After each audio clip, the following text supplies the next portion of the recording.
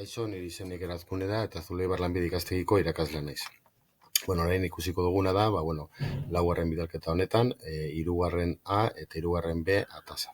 Hirugarren A atazan, komunikazio eta elkarlanerako, tresna azalduko dizuet, ez? Kasu honetan, guk erabiltzen duguna Teams plataforma da, eta, bertan ikusten duzuen bezala, egingo dudana da adibide bat jarriko dizuet, bale? Talde baten barruan, ikasgela baten barruan, zelan lan egiten dugun.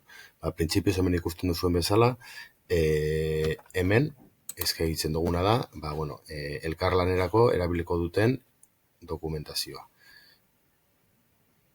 Hemen, material de klase barnean, ikasle bakoitzak hemen, euren erronkaren barruan, guk sortu ditugu karpeta, eurek izango dira, hemen bertan, dokumentazioa sartzen dituztena, azalduko dituztena, eta, bakoitzak beren lana landuko duena. Gainera, erronka bat prestatzen dugunean, talde bakoitzak, bere taldea sortuko du, eta bertan bai, eurek elkarlanerako, beraien elkarlanerako, dokumentazioa guztia sartuko dute, eta bertan izango dituzte, lanerako behar dituzten informazio guztia. Honetaz aparte, hemen barruan ere badaukate ja kalendario bat, bale? Kalendario honetan ere, eurenek informazioa partekatuko dute, jarriko dute adibidez, ze datan agindu barko duten beharra, nosko daukaten, lan puntual batzuk entregatzeko, eta abar. Bale?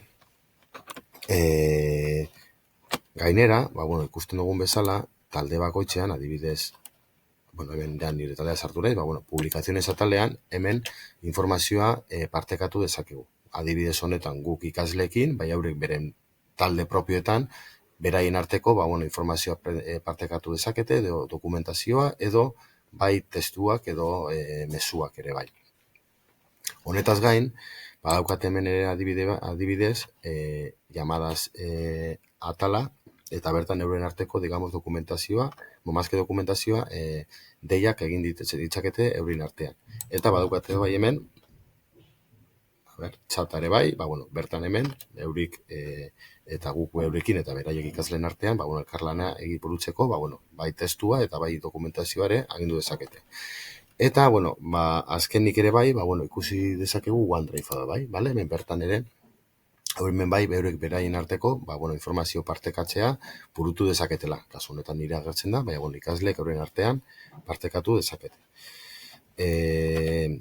Eta, orain, 3B atazan, azalduko dut, ikasleen eskutan eduki digitala jartzen ditugula, evidentziatuko dut. Orduan, lehen esan dudan bezala, gure talderako sortutako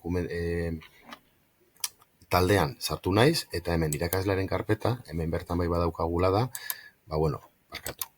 hemen, material de klase atalean, hemen bai, nik partekatu dudan Ikerazkune, partekatu dudan dokumentazioa ikasleentzako agertzen da, bale? Orduan, hemen daukagu adibidez lehenengo erronkarako aurrera eramateko behar duten dokumentazioa partekatu diet, eta gero hemen badago materiales de klase ikasleentzako informazio generala, eta hemen partekatu dudana da, urtean zehar beharko dituzten ordutegiak, egutegia eta normak, hauek generala dira klase guztirako, eta, aplikazioak, urtean zehar beharko dituzten aplikazioak edo erramintak, eta plantillak, dokumentazioa burutzeko, erabiliko dituzten plantillak. Eta, hau da, laugarren bidalketarako burutu dudan bideoa.